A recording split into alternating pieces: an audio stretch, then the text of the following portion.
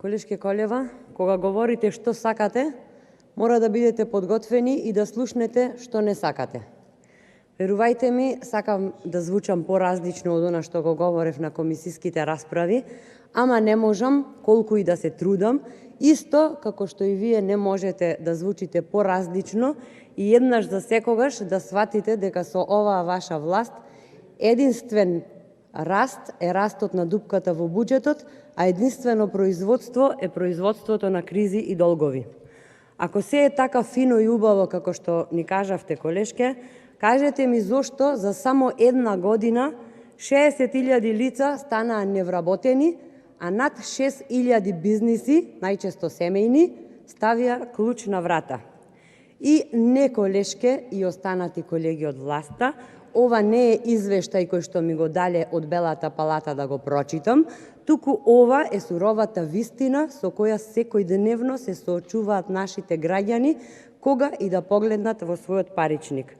Тоа е вашата поддршка за стопанството, таква е вашата грижа за младите. Колку и да се обидувате да ја манипулирате јавноста, факт е дека државата ни е на апарати, дека сме пред банкрот, дека нема напредок во ниту една сфера.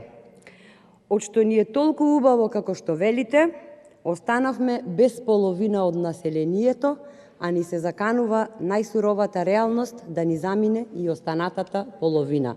Резултатите од вашите политики, колешке, секојдневно ги испраќаме во по неколку автобуси за странство. И тоа е процес кој ни се случува, додека јас овде говорам, додека вие ме слушате. Ама, важно, ја сакаме Европа, исто како што таа не сака нас.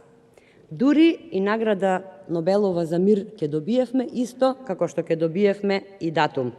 Па кој нема да умре од сиромаштија, чекорејки по патот кон неу, ќе раскажува.